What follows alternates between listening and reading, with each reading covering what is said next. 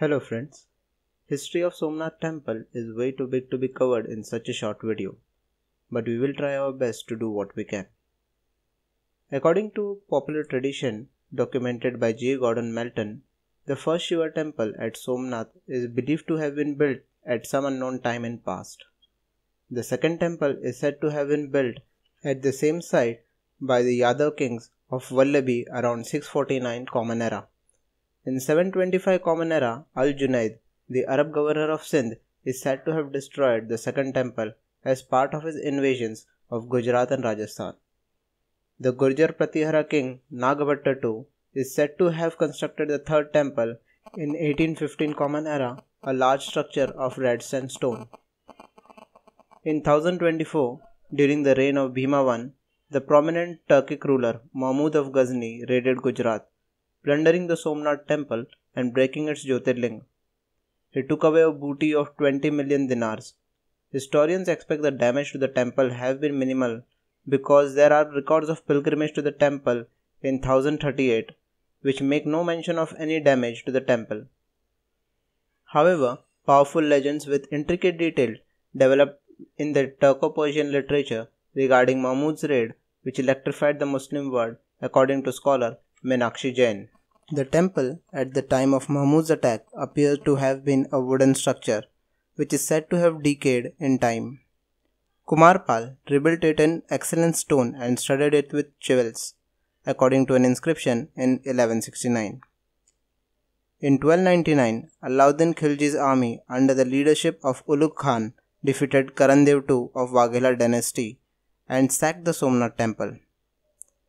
According to Taj-ul-Masir of Hasan Nizami, the Sultan boasted that 50,000 infidels were dispatched to hell by the sword, and more than 20,000 slaves and cattle beyond any calculation fell into the hands of the victors. Kanhaddev, the Raja of Jalore, later defeated the Khilji army and recovered the broken pieces of lingam and freed the prisoners.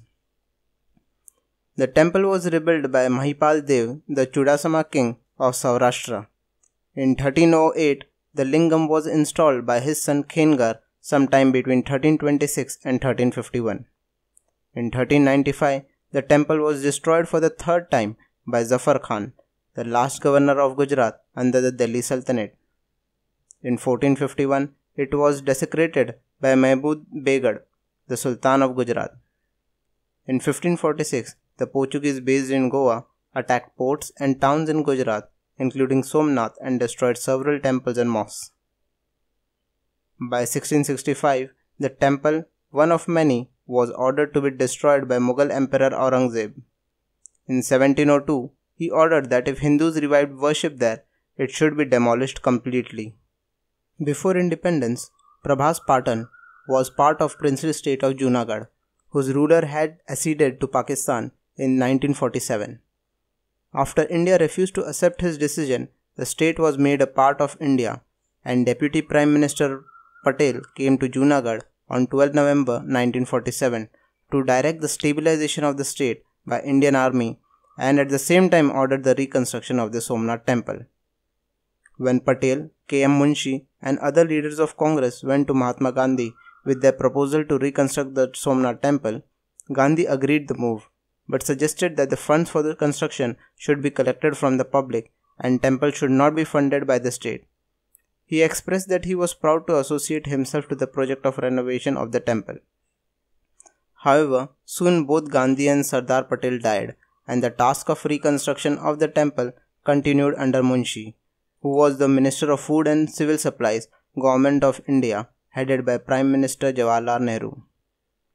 The ruins were pulled down in October 1950 and the mosque present at that site was shifted few kilometers away. In May 1951, Rajendra Prasad, the first President of the Republic of India, invited by K.M. Munshi, performed the installation ceremony for the temple. The President said in his address, "It is my view that the reconstruction of the Somnath temple will be completed on the day when not only a magnificent edifice will arise on this foundation, but the mansion of India's prosperity will be really that prosperity of which the ancient temple of Somnath was a symbol." He added, "The Somnath temple signifies that the power of reconstruction is always greater than the power of destruction.